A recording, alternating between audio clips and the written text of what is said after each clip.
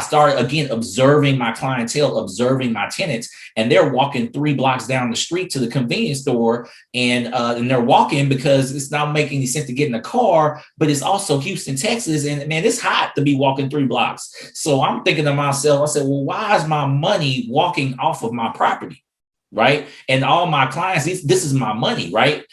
So I'm thinking, I'm like, what are they doing? I do a little comp shopping or whatever. And I'm thinking about, I'm also thinking about my kids and just something I could do with my kids. And we come up with vending machines. What's up, everybody? It's Jamel Gibbs. Welcome to another podcast episode. This is the Business and Investing Podcast, where we talk about all things business and investing related. And that's exactly what we're going to do today. We're going to talk about how you can build multiple streams of income while having a 9-to-5. Our special guest is in the Houston, Texas market. He is currently working a job, but he has an empire of a business. We're going to talk about how he tapped in from single family residential real estate, got into apartments, got into the laundromat business, got into vending machines. He's releasing a book with his wife over the next couple of months, which we're going to talk about that later on. But these are all different streams of revenue that he's bringing in. And when one of them is slow, he's always going to eat off of the others. So recently, I've been releasing a lot of content on why it's important to have multiple streams of income. I've been bringing different guests on. You know, we had Chris Monroe not so long ago. He talked about Toro and antiques and real estate. Right. I released a video on my 9 streams of income, actually 11 streams of income from real estate alone. I also released another video on the top 5 ways to business hack for less than $1,000. Different things that you can incorporate into your real estate business to build money up front, passive income, and huge checks on the back end.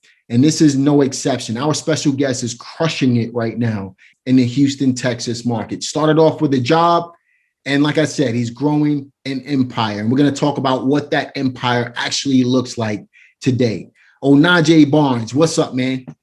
Thank you, man. I'm very happy to be here, Jamel, man. I love your podcast. I love what you bring into the table. I love what you bring in from an education perspective to the people. Just appreciate the invite for even just being here and thinking about me. Oh, man, it's a pleasure, bro. Now, I'm looking forward to this conversation, man. There's so many different moving parts to what you're doing right now. But what I'm even more interested in, and I'm sure a lot of our special guests listening to this podcast is interested in, is how did you do it while still working a 9-to-5, man? So why don't you tell everybody a little bit about yourself? Yeah, thank you. I'm Onaje Barnes. I grew up in 3rd Ward, Houston, Texas, to be exact. I was a 3rd child of 4 to a single mom. So we never really had a whole lot of money. Money was always short. I mean, we was in poverty. We was below the poverty line. But what we lacked in income, we had in education. She was an educator, so it instilled the value of just learning and hustling within us, and just watching her over time. And so with that, I just hustled when I was young, man. I hustled in education. So I graduated salutatorian in my high school class. That allowed me to get a full ride scholarship to the University of Texas at Austin. I ended up graduating with an economics degree. So I always loved money and I always loved the study of money. But after that, I got a job right out of college at a maid company department stores, the Foley's division in Houston, Texas. And I was a buyer. I was a buyer, assistant buyer, a allocator, but I was in that whole Project One Way stuff. So if you ever got online and looked on TV and saw the whole Project One Way deal, that was me. I was flying to New York, flying to Vegas, flying to LA, doing the whole Project One Way type of thing, being a buyer, understanding the financials behind that. So it was a great career to learn the game. When I got in, I was actually bought all the cool stuff. Back in the day, we were doing Sean John, Rockaware, Echo, and all this stuff was first popping off. So it was a really cool job. But 3 years in, I got sucker punched in the gut. And that gut shot was we were merging with Macy's department stores, and they were taking over and they were buying our division. And with just like that, 25,000 people getting laid off. Now they offered me a job to move on and stay with them, but I wanted to be in Texas. All my family was here, and I just went through this layoff and it was a culture shock. I'm thinking prior to this layoff, I'm thinking I'm going to work on this job for 30 years, learn everything I could learn. And I thought I was just going to have one and done. I thought I was still naive at the time, but I was appreciated that layoff because it allowed me to understand that I needed some backup. I needed an alternative stream of income. I needed some passive income, something that I could bring in some extra money while I'm still working my 9 to 5, just in case this happened again, because guess what? It's highly likely that this could happen again. So went on to take a job at JCPenney. I spent about 1.5 years there. And over the course of that 1.5 years, we just really dove right in. We read a lot of good books, did the whole Rich Dad, Poor Dad thing. I love the book, the second book, Cash Flow Quadrant. It teaches you about the investor mindset. And that was a big education. Got into all kind of podcasts like this one. Wish he was around back then. Maybe I could have avoided some mistakes, right? But learned a lot of that stuff. And then me and my wife, we had a very intentional mindset that as when we moved to Houston into our my new job that I transferred with, we moved back from Houston from Dallas. We knew we wanted to buy a house, but we also didn't just want to go buy a traditional home out in the suburbs and all that kind of stuff. We understood, we were able to learn about equity and forcing appreciation. So we bought an ugly home in a great neighborhood. I used what I had. I didn't have a whole lot of cash, but I had time to learn. And so I learned about the FHA 203K loan. And I got that loan through a program called NACA that allowed me to buy with zero down. This is the first time borrower program. They're still around today in ACA.com. And they allowed us to buy with no money down, and the rehab portion they would fund to get into our new home. So we found a house. This is during the foreclosure crisis. So granted, we literally bought like 2 or 3 months right after Lehman Brothers crash. So this was like in the thick of it. And so it was a foreclosure listed in a good neighborhood. The neighborhood was going for about 220. This house was listed for 180. We were aggressive. We offered 135. They took it, which was crazy, but that's what you was doing back then. And 135, we got 30 grand from the loan program. So we're all in for 165. It was a full rehab, green shag carpet, gold foil walls, house built in 1960. It's actually the house that I'm in right now. So I'm still in my same home. And, but a few months later, we got an appraisal and the house value is about 240 grand. Wow. So first time investor, buying our first home. We just did the work up front, got that instant equity. Right when we got that $240,000 valuation, we were able to get a cash out refinance and get 40 grand. And so how much was it when you cashed out refinance? You said $40,000. About 40,000. About 40,000. 40,000. Okay, so you got about $40,000 out. So now you have $40,000. What did you do with the money? So very intentional. So at this point, we understood. So if you can imagine, we were like 25, 26 years old. If you can imagine seeing that valuation grow, we hooked already. So instead of going out and go buy some fancy cars, I still kept driving my same old Nissan Sentra. All my friends know my car that I had for 9 years. It's called Smokey or whatever. So all my people know Smokey because I rode it so long. But I didn't upgrade.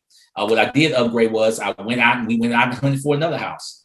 And so we found a house again during the foreclosure crisis it wasn't a great neighborhood, but I knew the neighborhood well.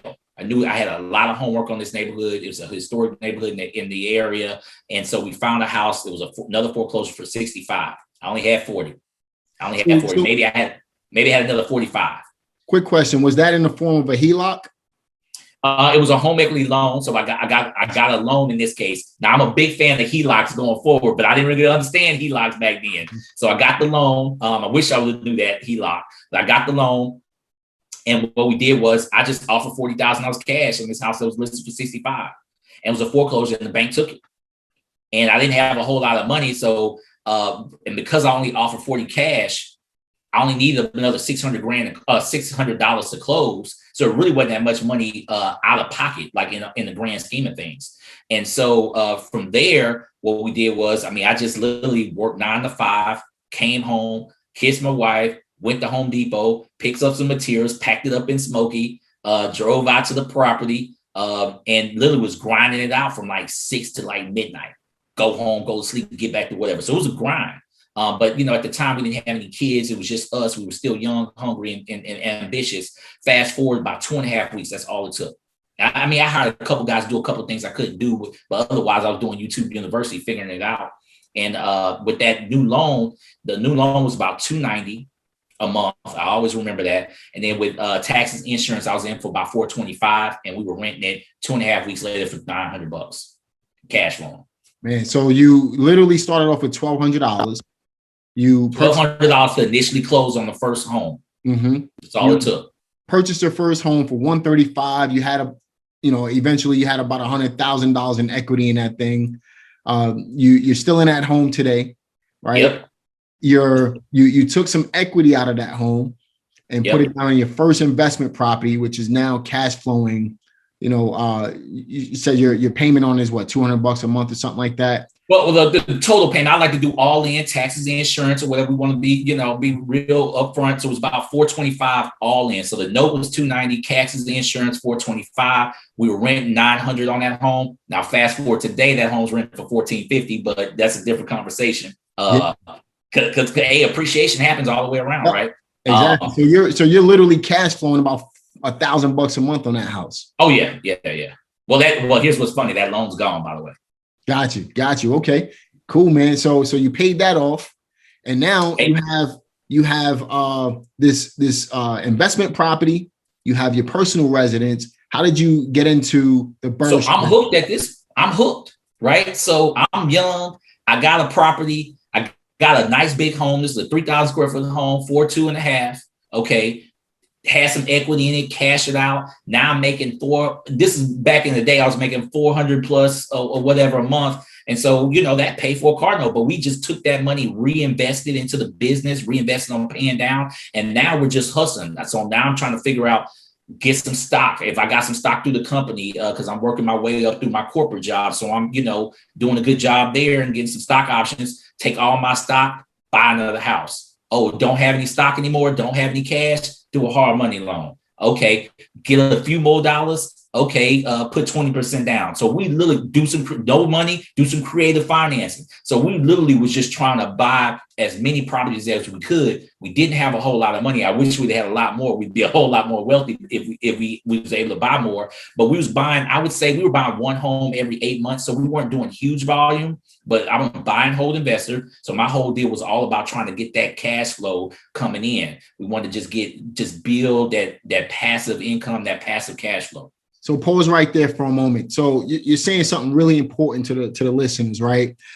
Most people, when they make some money, what do they do with the money, Onaje? They go spend it. They go spend it, right? What you're saying is you didn't have a lot of money, but every single dollar that you came across, you try to see how you can maximize profit potential on that dollar, right? So you reinvested that money, right? So you had the 40 grand, for example. You went out and you bought a whole house with the 40 grand, which created passive income, but that was all you had.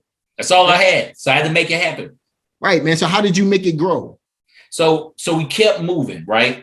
And one of the bigger deals that I did, and again, wasn't a huge deal from a numbers perspective, but it was impactful for our life going forward, was I had a good friend of mine and he was in the game. He was actually kind of a mentor to me and he was a big time realtor. And so he had a deal with, he had called me up and we were just shooting the crap. And he literally called me up and said, hey, yeah, let's go get lunch. Let's go do a kiddie date. Our sons were the same age. And I'm like, yeah, let's go right now. He's like, no, I got to go drive to the north side because I'm looking at this 30 unit package from this lady. Her husband died. He was a real estate investor. And I said, oh, really? He said, yeah, he had all 30 units within 5 minutes of each other. I said, what?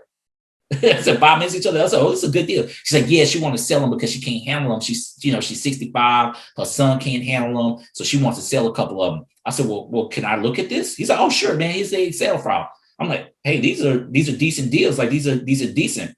And so she had a stipulation though. She didn't want anybody to go inside the property to bother the tenants. Because she, a little old church lady, didn't want to bother the tenants or whatnot. And so I was like, well, the price got to come down. And my friend agreed. And so at the time, the foreclosure crisis and all that, she sold those properties to us for $16,500 each. Wow. I tried to buy 4 or 5 of them, but she only ended up giving me two of those properties. And then I gave my friend $5,000 a piece each on those properties. So all in, I was able to get 2 properties for $42,000 total. And they were across the street from each other. So those buy and hold investors, we love properties on the same street, right? So they were all in on that. I bought those 2 cash on some stock that I had for my day job. Cashed all that out. Now, what's crazy was that was kind of almost all the liquid cash that we was buying. So I had to ask the wife, I said, look, I mean, I'm about to spend all of our savings on these 2 properties or whatnot, and we don't really have too much left. Now, understand this was kind of also during the recession, so this is kind of scary, right? So we did it anyway, made the leap. They were already renting for $900 a piece, inherited both of the tenants. What's crazy is I didn't have any money, and the tenants wanted to stay. So they just stayed, and I didn't really have a whole lot of repairs to do at the time. Later on in the years, I ended up fully rehabbing them all or whatever. But I literally walked into that deal cash flowing $1,800, right, between the 2 properties on a $42,000 investment. Fast forward all of that, year 2 later, I ended up doing a cash out refi on that because I'm a BRRRR strategy guy.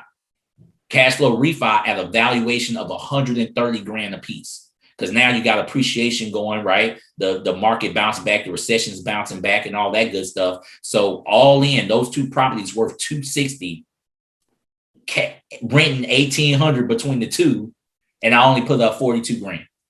Do you agree with me that you buy, people say you make your money when you buy real estate? I believe you make money when you buy and hold real estate, because the minute you let real estate go, you're letting out all of the cash flow. What do you think about that? Yeah, I'm a big buy and hold real estate investor. I do not believe in selling property. I've actually never sold a property. So I buy and I buy and I buy and I buy and I hold and I hold. And I'm trying to figure out more ways to hold. I'm looking into short-term rentals now to hold more efficiently, if possible. But yeah, I'm in the same home that I originally bought. I'm sitting right in the same home I originally bought. To me, it's like playing Monopoly with real cash, man. Monopoly with real money. Absolutely. You hold on to it for as long as possible. Eventually, even if you pull equity out, the equity will get paid down, and you can use that money to purchase more. And you just keep doing it. And as long as you can get your property management piece together, and that's really one of the things that we specialize in is property management, being able to be good landlords. Mm-hmm. Our people stay with us 6, 7, 8 years. When you got a good tenant staying with you 6, 7, 8 years, and you bought it right up front at good margins, at good equity or whatever, then man, you got your tenants paying for you, and you do that cash out refi. You get your cash out refi from the bank. And here's what's crazy about the BRRRR strategy and the cash out refi. If you just be a little bit patient, you might get more money down the road than what you'd have got if you initially flipped that property. That's right. And you can do it again over time because that tenant's still paying down the note. So you had this new evaluation, a new appraisal on a property for $260,000. You only paid $43,000 for the property. You put some money into it. Did you cash out refi that property as well? Yeah, so we cashed out refi the 2. First of all, over time, I'm cashed out refi everything. But I talk about these 2 properties because they were across the street from each other. It was a juicy deal. And this was like my first time where I really just got a gang of capital, right? So I got about $200K net at the end of the day, because, the bank ain't gonna give you 100% on the dollar, right? They give you about 75, 80% on the dollar. And so I got about $200K, and I'm sitting on $200K in my bank account. And this is kind of like one of the first times where I'm like, okay, I got some cash in my bank account, right? Like I can go do something. I'm balling a little bit, right? Outside of 401K, like liquid money, right? But what I did there, I had been also conversely understanding and learning about commercial real estate and how that operates. And as I started to dig into commercial real estate had a lot more control. There's a lot more control in commercial real estate about the valuations that you get, about the money that you can make. Because residential is based on comparable sales. Commercial real estate is based on net operating income. How much money are you making? And so that really started to interest me. And that's really where I started to look at the potential of getting into an apartment complex. So let's think about this for a second. I want to pause here for a moment and really highlight some of the things that you're talking about here. so that everybody can understand exactly what you're doing. You didn't start off wholesaling real estate.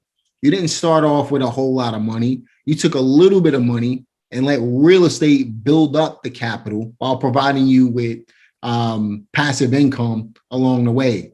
This is what we call true real estate investing. There's a lot of different strategies out here. You know, we spoke about wholesaling already. There's creative investing and things like that.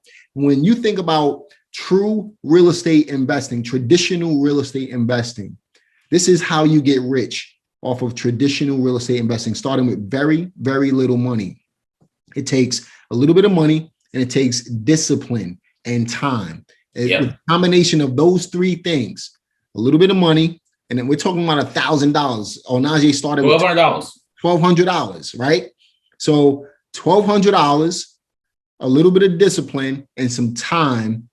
We're talking 10, 12 years later, 13, 14 years later, and Onaje is a multi-millionaire. We're going to talk about how he was able to transition from single family residential real estate using the BRRRR strategy into apartment buildings, taking that $200,000 that he had now after doing that refi cash out on those 2 single family properties, taking all of that money and buying something to leverage his ability to own more real estate. 200 grand to purchase. How much was that apartment building again?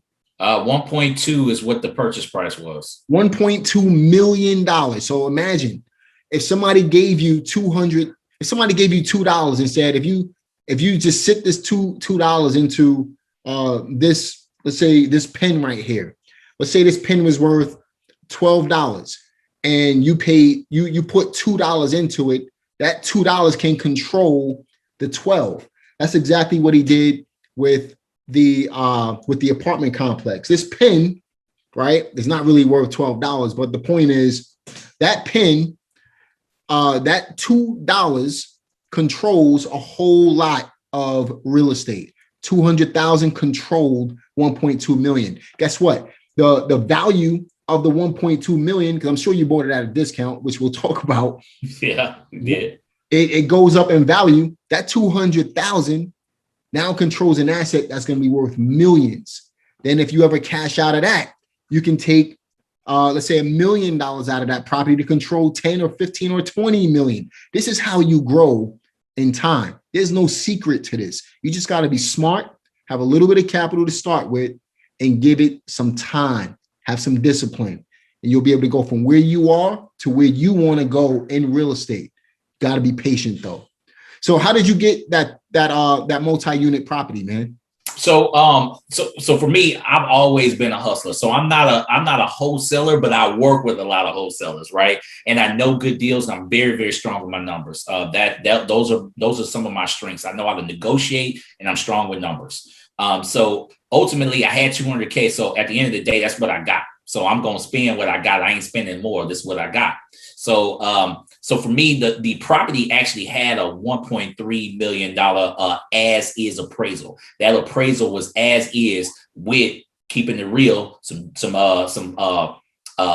private pharmaceutical sales reps on the premises, some ladies of the night on the premises. So it kind of run down some structural issues. Now it had some things that I liked about the property. The flooring was updated, but it was kind of run down, and it really wasn't being optimized. They had some vacancy in there too. So that's what brought that valuation down to 1.3. I negotiated down to 1.2. Actually, I negotiated down to about 1.1. That was the actual official sales price to the seller. And then I grossed up the contract at 1.18. So I could get about $80,000 back and actually bring less money to the table to close the deal. So making that number a little bit closer and more digestible for what I had going on. And what I did there is, because when you understand commercial real estate and how to calculate it, it's all about income. And so what I did was I didn't go get a hard money loan for it. I just really went unit by unit. Tenant move out, empty units, rehab, go in, bust. Okay, hey, tenant over here, actually, we like you. Let's go ahead and upgrade you, because I need to continue to keep the party going. Come into one of these newer units, pay a little bit more rent, And now we'll rehab your old unit and have that going. And we just going one by one. So that's been about, I say about 18 months to 2 years of doing that one by one. And just working the system, working the game. And again, each time we upgrade, we're optimizing, fixing leaks, reducing our costs, figuring out ways to be more efficient, but then also obviously raising the rents. So each time we're raising the rents, we're raising the valuation. And then we're also looking to just optimize all the space. And that kind of gets into the next conversation of like, we're looking at space to optimize. Let's pause right there for a moment, because this is really important for everybody to that's looking into multi-units, especially the multi-units that need some type of work, right? It's really important for you to understand this. You can get multi-units at a discount, but notice what Onaje said. He said he got into the multi-unit game. He understood that the property needed some work, but he didn't go out and take out any loans, right? That keeps his debt really low. He didn't take out any hard money loans, so his payments are not outrageous through the roof or anything like that. What he did was he took the existing passive income that was coming in from the property, took that money and rehabbed each unit one by one. It took him time. We spoke about that already, right? Have some discipline, have some time and patience, and a little bit of capital. The little bit of capital he had from the apartments, he used that money rather than going out and spending it on a brand new car or, some unnecessary things that he could have done with the money. He reinvested it back into the property to make improvements to the property, right? So literally starting with very little capital, he said, okay, I'm going to take this rent money and fix up the next apartment, raise the rent, move somebody in there, and then just keep doing that. And it took him 2 years, but the property value goes up as you're putting money into the property as well. Now, in addition to that, I know you stabilize the apartments at this point, which means that everything is running smoothly, but you also found some additional income streams within the apartment complex. Let's talk about the laundromat business. How did you tap into that? So a couple things. So one, when you get into apartments, you really start to think about like every usable space you want to start making money on. And so we had a laundry facility that was kind of run down. It was really run down. The people didn't want to, who wants to wash clothes and clean their clothes in a dirty area, right? Or just ugly area, right? Nobody. And, but the machines were brand new. So the previous owner, he bought all these brand new machines, but didn't spend any money to upgrade the actual the space. So I literally spent $300 to put down some new sticky towels, some paint or whatever, just to kind of just spruce up the space a little bit. We moved we have a card reader machine where people put their money in, they get a card out and they put it in the laundry machine. We moved that from the office to the laundry facility. And oh, by the way, the office had a bathroom in it and a kitchen in it. So that actually future became another operating unit. So now I was able to take a non-operating office, create another unit out there, increase valuation. But then we're operating the laundry facility on site. People were going off site to use their laundry, but they could be on site. So we were making about 50 to 75 bucks beforehand, and that shot up to $500 literally overnight the next month, making $500 in that area. And that also increases the valuation of the building as well. Right? Absolutely. That $500 probably equates, depending upon the cap rate, somewhere between $75,000 and $80,000 in valuation.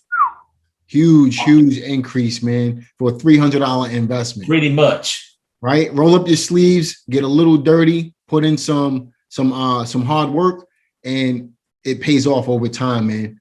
So you had some additional space, man. What did you do with that additional space? I'm kind of segueing into the vending machine part. That's right. So the space was actually about 400 square feet. So we could probably fit another 6 washing machines and dryers in there based on the actual square footage. But the place didn't actually warrant that, right? Because it wasn't that many people and that much traffic. It was good people, good traffic or whatever, but it didn't really warrant 6 additional washing machines. So I started, again, observing my clientele, observing my tenants, and they're walking 3 blocks down the street to the convenience store. And they're walking because it's not making any sense to get in a car, but it's also Houston, Texas. And man, it's hot to be walking 3 blocks. So I'm thinking to myself, I said, well, why is my money walking off of my property? right? And all my clients, this is my money, right? So I'm thinking, I'm like, what are they doing? I do a little comp shopping or whatever. And I'm thinking about, I'm also thinking about my kids and just something I could do with my kids. And we come up with vending machines. So I got a soda machine, holds about 540 cans.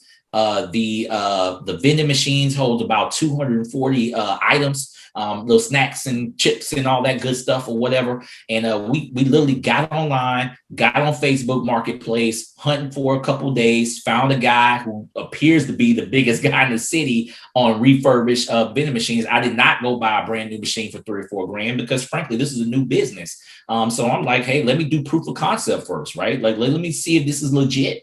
And so I met this guy up.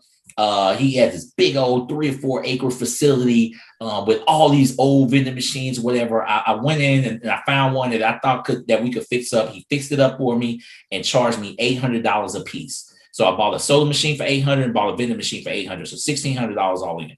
That's a steal, man. So you bought them used, and that opened up the doors for a whole nother business that now you tapped your kids into, and you're teaching them about finances and running businesses. So if they didn't want to have a job when they get older, they can, even though you're working a 9 to 5 while doing all of this, man. Absolutely. But I want them to understand the value of the dollar. I want them to understand basic commerce, right? How can you get any more basic than buying a soda for 45 cents and selling it for $1?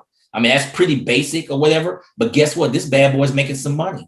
That's so right. So I'm probably turning over. So it's about $900 of retail value, right, in these 2 machines. And then I can turn them over, both those full turn in about 2 months. So, on average, they make about $450, $500 a month additional income. And so, my son's, he just turned 12 years old. I'm not giving him no allowance. Don't ask daddy for no allowance. That's right. Go collect some money at the vending machine. The good thing is what you're number one, you're teaching him, like you said, about commerce. But in addition to that, if you ever wanted to sell your buildings, which you probably won't, you can take those vending machines with you, or you can keep them there and continue to capitalize on the building, even though you're not collecting the rent at that. Or if what's crazy, if you sell them, see, those vending machines are now assets, much like the laundry. Okay. And because those assets are generating revenue, then that increases your NOI. And so when you add the vending machines on, that's probably another 60, 75 grand in valuation. So now this, $300 to rehab, right? $1,600. So let's say $2,000 or whatever. Let's say $2,500 because I had to stock the vending machines, right? This $2,500 now probably has given me $125,000, $150,000 valuation increase into the property, in addition to the rent increases and reduced expenses. All from a $1,200 initial investment and some time and patience, right? That's right. So anybody can do this, man. Anybody, if you just have a little bit of capital, I've been mentioning it throughout the entire podcast, a little bit of patience, some discipline, and some time. You can do this. You just have to be willing to hold back on having what you want right now so you can get what you really want later on. And that's what Onaje is actually doing, right? He's capitalizing on every opportunity, reinvesting all of his profits back into more assets, more passive income generating assets that will allow him to be able to live the free and wealthy lifestyle that he wants. So another thing that you mentioned, man, you were looking for opportunities, right? Opportunities from the apartments to see how you can provide other services to your tenants. You mentioned that it's hot in Houston. You prevented them from walking to the store, which was, a little ways away, and you got a vending machine. You noticed that rather than having them leave the apartment complex to go wash their clothes, you had the laundromat set up, right? These are all opportunity zones for you to be able to create more income. That's right. There's another opportunity I haven't previously told you about that I'm observing on the apartment. Now, I haven't done it yet, but I'm observing that the Wi-Fi is kind of shaky in the area. The internet's kind of shaky in the area, but it's a 2-story apartment complex. So I'm been starting to make some calls about doing a cell phone tower on top of the building. Wow. And so that's rentable space that will go to me, by the way. So look, cross your fingers that I could maybe close one of those deals to put a cell phone tower on top of there.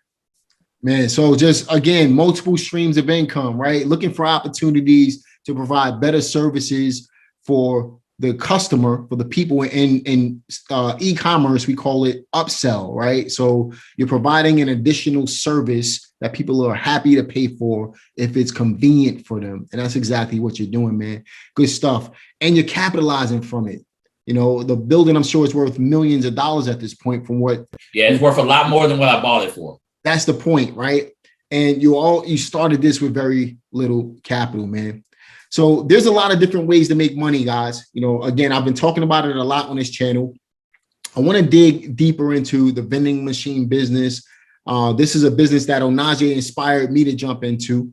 You know, I'm going to say that right on this podcast. You know, he mentioned that he had his kids on it. So recently, my wife and I, we've been looking for locations for our kids, you know, barbershops and beauty salons and nail salons. And Onaje put it in my ear to focus on apartments and things like that. These are things that we're looking for our kids, and not buying new vending machines. Focus on the used ones, because it's obviously you're going to get them a lot cheaper, and it's going to do the same thing, right? So these are things that you guys need to focus on as well. Also focus on building relationships with like-minded people. Onaje and I, we have a lot in common, right? And just by talking to him, I'm able to pick up some gems, or him talking to me, he's able to pick up some gems as well. Right. And we share information. We feed each other information to help our circumstances continue to go from where we are to where we want to go, no matter what our lifestyle situation is, right? So for me, I'm personally looking into the vending machine business for my kids now. My wife and I, we talk about it a lot, right? There's other opportunities that's out there as well. That's why I've been releasing these videos on having multiple streams of income. And if you guys want us to talk a little bit more about vending machines and laundromats and how Onaje is going to start taking that stuff to the next level, as well as cell phone towers and all kinds of things that we could talk about, let me know below what you guys in the comment section. Let me know what you guys want to see, and I will have Onaje come back and we can dig deeper into those particular categories, even if it's just the apartment building complex, right?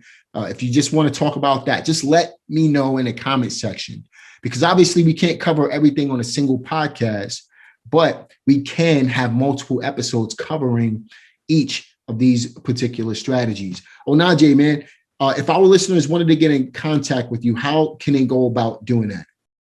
Yeah, I'm on LinkedIn, Onaje Barnes, really easy to find. Well, if you can spell my name right. Also, Onaje B on Clubhouse, Onaje B on Instagram. My Facebook is private. Still want some private space on social media, but yeah, you can tap into me, and I'm sure you're going to put the links in the comment section on the podcast. Absolutely, man. I'm just sitting here looking at some of the statistics from different countries that this podcast is blowing up on. And I just want to give a shout out to some of these countries, man. Obviously, the United States, we're heavy in. I appreciate the United States, Canada, Puerto Rico. I appreciate the Philippines, Ireland, United Kingdom, France, Russia, Germany, Mexico, Singapore, Bahamas, Botswana, Netherlands, Israel, Nigeria, Sweden, Spain, Australia, Guam, Romania, Uruguay, Switzerland, Poland, India, the U.S. Virgin Islands, and Indonesia. The podcast is doing really well in all of these. Well, that's a blessing. You big time now, bro. Blessing. Man, it's amazing. This is just an idea that I had just to provide value to the world a little over a year ago. And, you know, obviously I've had my YouTube channel since 2008. I used to put out a lot of video content back then. But over a course of like 10, maybe 12 years, I probably put out 60 videos, which is why my audience isn't as big as some of the other YouTubers out there. But over the last year and a half, man, I put out over 200 videos, and the channel is just really picking up. My goal with this channel is just to provide a ton of value to the listeners, man. I'm not looking for anything out of it, but it's allowing me to help more people and get the word out to be able to really help people go from where they are to where they want to go in their life. I've been able to do it. I've been living semi-retired since I was 30 years old. And I want other people to be able to experience that as well, man. Stress-free, right? That's the way we want to live, man. That's why we bring on guests like you, man. I know we met on Clubhouse not so long ago, and Clubhouse has been really good for us as well, allowing us to provide value to the people. But man, it would be a pleasure to have you back. And I'm going to be in Houston pretty soon, man. So we got to definitely get up. And man, you let me know when you coming. I'll show you a good time. This is my city. I love it. Good time. Show you some deals. See what's going on. But we're doing it big down here. We're trying to do it big. Let me say that. But man, I appreciate the podcast. I appreciate. If people aren't plugged in with you, they better get plugged in with you. So if this is your first time listening or whatnot, man, subscribe to the podcast. Just don't listen once. This guy's got all the gems. He's bringing on great people, great guests, sharing their knowledge, sharing the words, so we can all get closer to the path of financial freedom and generational wealth. Appreciate that, man. Speaking of generational wealth, man. So your wife, usually during this time of the podcast, I like to talk about some books, right? Obviously, education is heavy. I know that your wife is coming out with a book pretty soon. Why don't you tell us a little bit about what's going on with that? Yeah, so my wife, her background is in education. She's been a reading teacher, reading specialist, and a trainer. And about a year and a half ago, we were actually watching some movies and learning about Black Wall Street.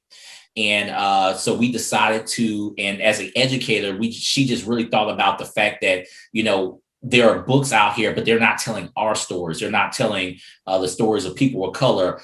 Our history is being told from a different lens. And she thought it was important that our kids and our youth of tomorrow could learn about our history in a positive light from us, from our language. So her company is called Our History Told, ourhistorytold.com. And her first book coming out is on Black Wall Street, The Spirited Community. This is a children's book written in the lens of the businesses of Black Wall Street in Tulsa, Oklahoma. So there were 300 businesses in Tulsa, Oklahoma prior to the incidents that went down. And just so happened to be, this is the 100th year anniversary of the Tulsa massacre that occurred over 100 years ago. So May 31st, mark your calendars, 100-year anniversary of the destruction of Black Wall Street. But we're not really focused on the destruction. We talk about it, but we really wanted to focus on the businesses and highlighting some of the businesses that actually existed back then, like an actual bank that was in Tulsa, Oklahoma, that was Black owned, an actual hotel that was Black owned, multiple businesses, over 300 businesses that was done 100 years ago. And so really, not only is the book about the history, but also just some juice for the youth for the moral to let them know this is where we came from and this is what we can achieve again. Absolutely, man. And, I really appreciate that your wife is doing that, because there's a lot of negativity surrounded in the media when it comes to us as a people. But I really appreciate you bringing that out, man, because I truly believe that your wife is assisting us as far as shining the light on some of the positive aspects of what we've been able to accomplish over the years, and then passing that information down to the youth so that they can see that, yes, we can accomplish certain things, especially when we put in that hard work, right? So I really appreciate that, man. And I'm looking forward to that book myself. I'm going to make sure I pick up a copy for myself and my family. And you said May 31st is going to be the day? May 31st is, we might have a little seating before then, but May 31st, it would be awesome if everybody just took some time out, and I'm sure there might be some media buzz, but we really trying to create some buzz around just May 31st being the anniversary of Black Wall Street. So maybe people can take a moment, whether it's purchasing our book and supporting us, or just taking a moment as a family to just celebrate and the history of our culture. And again, that's one city, but just for us to think about what happened at that moment, but also the things that we were able to accomplish before that moment. That's right. Cool, man. And where can they pick up the book at? ourhistorytold.com. ourhistorytold.com. I'm going to make sure I link that in the description box as well. So yeah, man, we got to continue. That's why podcasts like this, YouTube channels like this exist, so that we can continue to educate people on, how they can create their own generational wealth. and how they can continue to push forward and move their generational wealth or their family line forward so that they can live that free and wealthy lifestyle as well, man. So I really appreciate you sharing that information. I'm looking forward to that book, and make sure you guys go ahead and pick up a copy of that as well. Now, Onaje, obviously we've covered a lot on today's podcast, and we can't cover everything, and I would love to have you back, man. But if you had to provide our listeners with some final words, what would those words be? It is take some time, develop a long-term strategic plan for you and your family. Your plan is your plan. It doesn't have to be everybody else's plan. There's a lot of gurus out here selling a lot of guru stuff. It may work for you. It may not work for you. 90% may work for you. Tailor that plan for you and your family and chop wood. What that means is keep going, keep pushing. If it doesn't move as fast as you want, keep chopping that wood, that tree will fall. That's right, man. Really appreciate those last words, bro. It has been a real pleasure having you on this podcast, and I'm looking forward to getting this out as soon as possible, man. Definitely visit Onaje's Clubhouse page, visit all of his social media. Make sure you visit his wife's website and support the book that is coming out relatively shortly. Looking forward to seeing that myself, and I'm looking forward to seeing you guys on the next one. Peace.